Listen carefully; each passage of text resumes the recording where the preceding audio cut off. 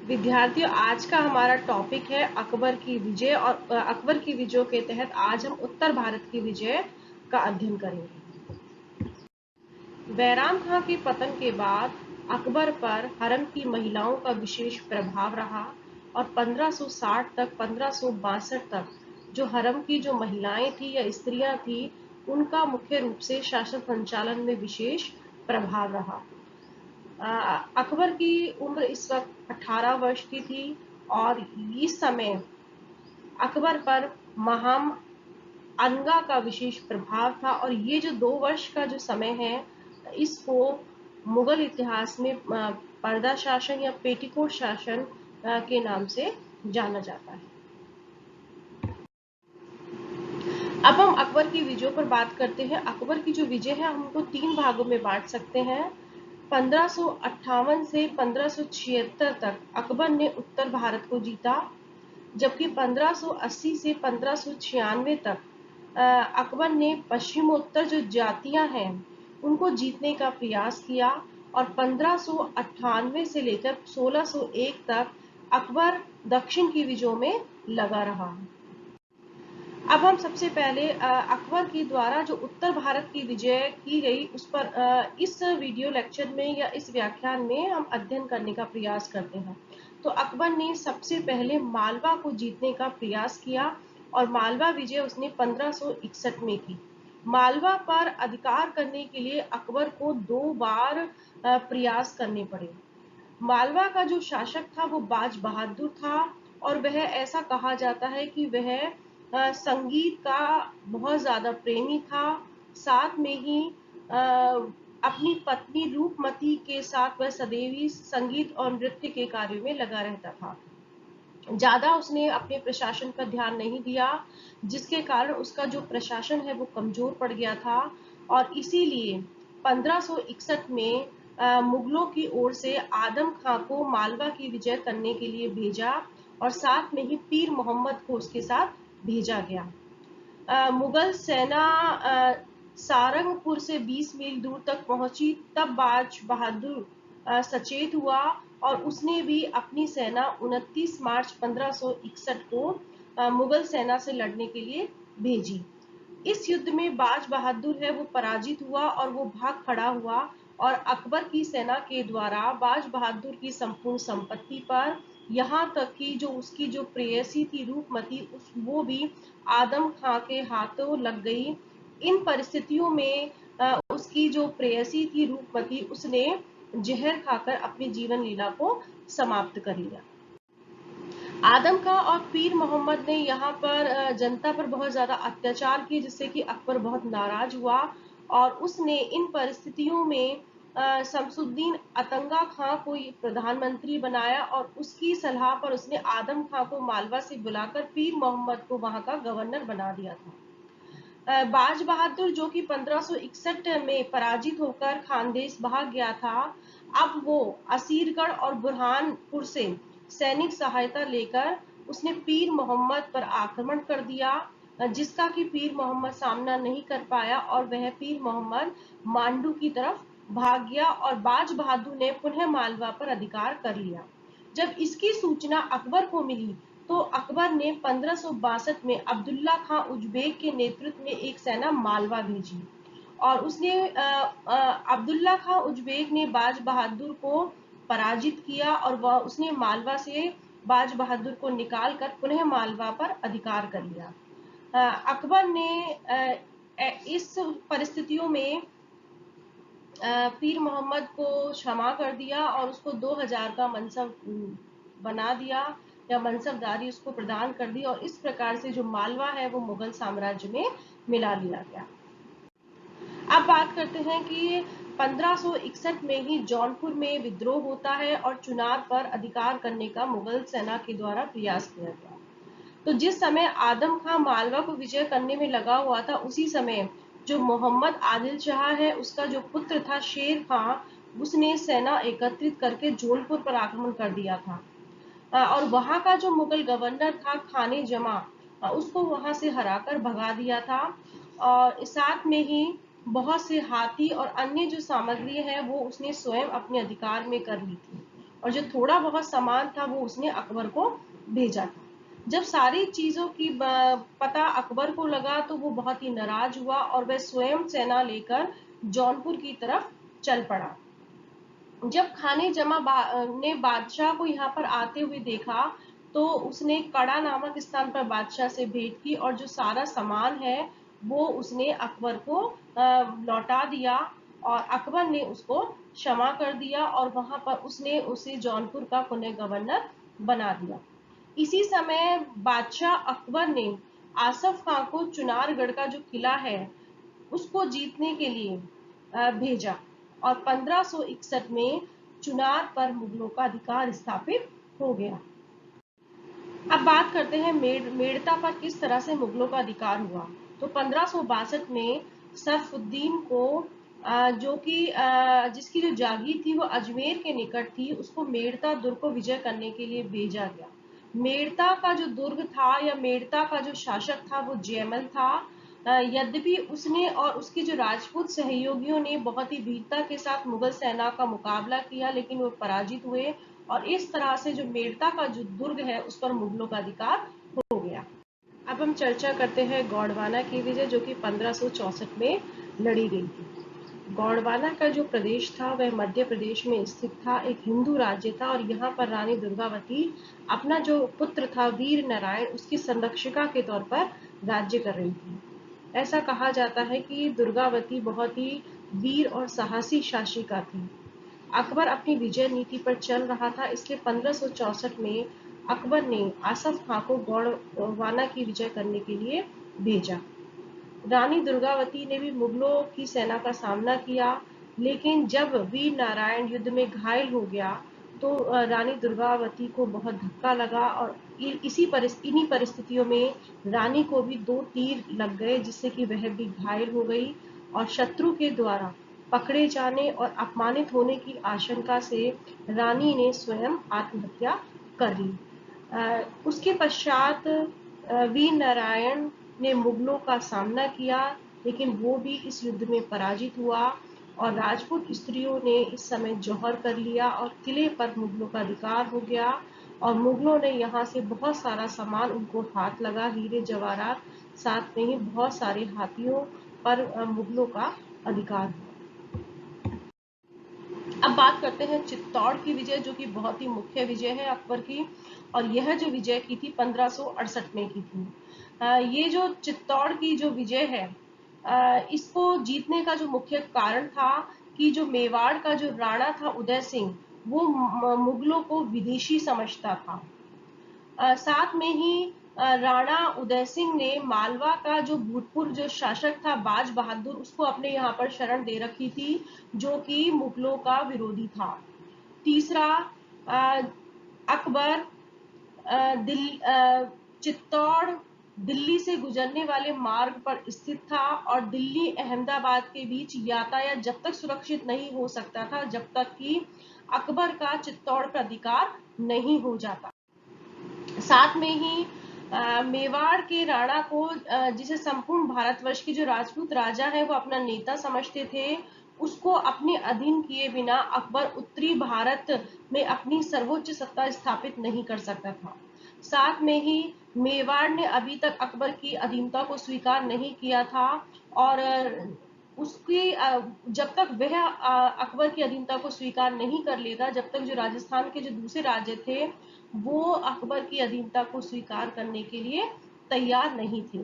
साथ में ही अकबर अपने राज्य का विस्तार भी करना चाहता था और इन परिस्थितियों में अकबर ने एक जो विशाल सेना है वो 23 अक्टूबर 1567 को चित्तौड़ का जो दुर्ग है उसको घेरने के लिए भेजी।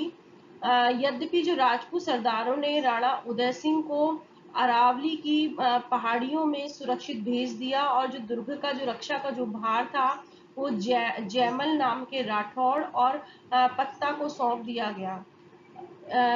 लगभग 4 महीने तक यह जो घेरा है वो डला रहा, जिसमें कि मुगलों को काफी नुकसान झेलना पड़ा। लेकिन 23 जनवरी 1568 को अकबर ने जयमल को बंदूक की गोली से घायल कर दिया, जबकि वह दुर्ग की रक्षा के लिए खड़ा हुआ था, जिससे कि जो जयमल है वो बुरी तरह से घायल हो गया और जिससे कि राजपूतों में निराशा फैल गई और स्त्रियों ने जौहर कर लिया।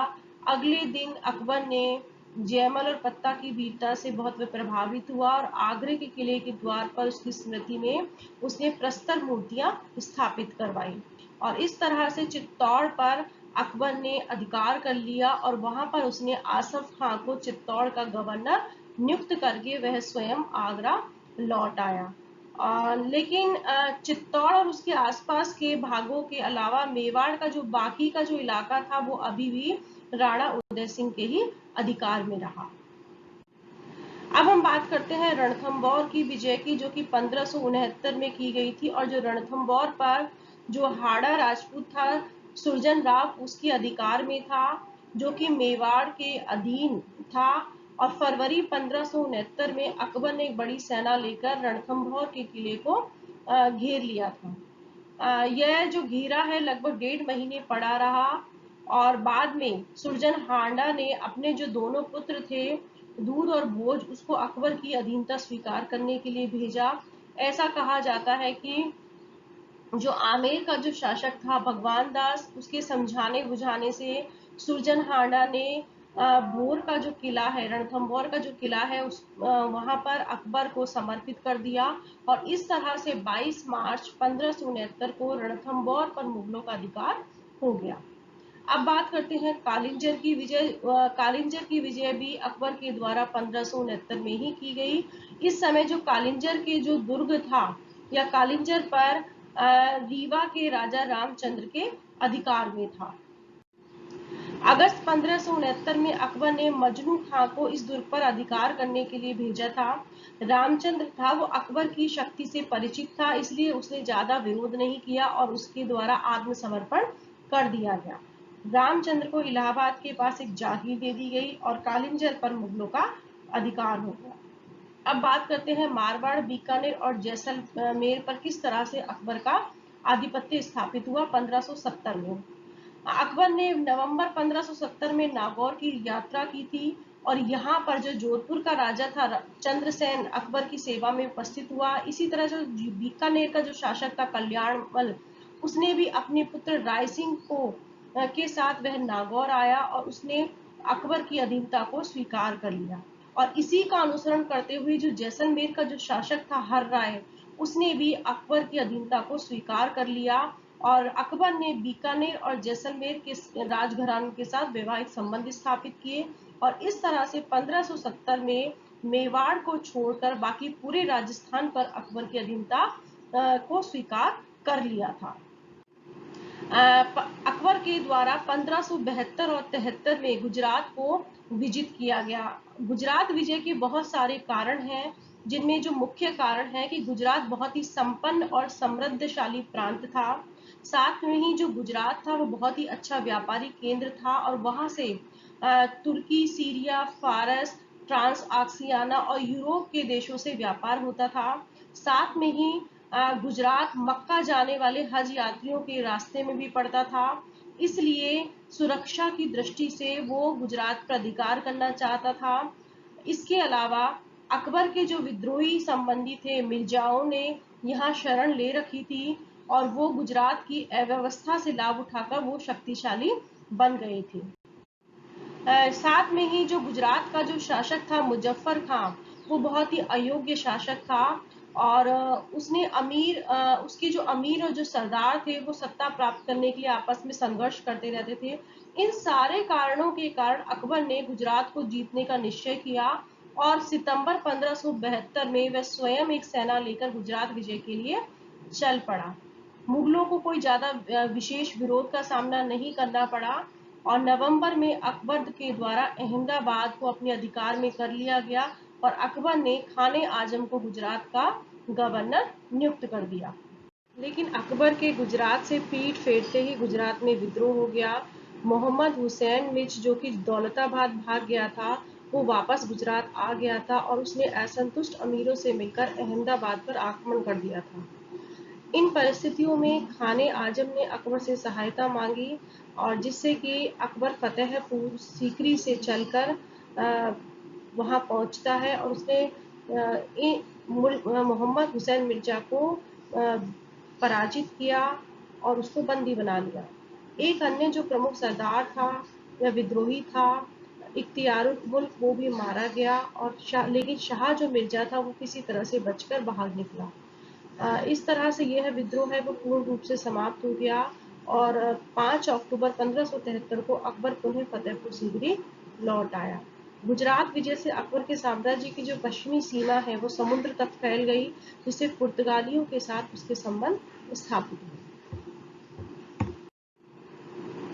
अब बात करते हैं बिहार और बंगाल की विजय की, जो कि 1574 से 1576 के बीच में हुई।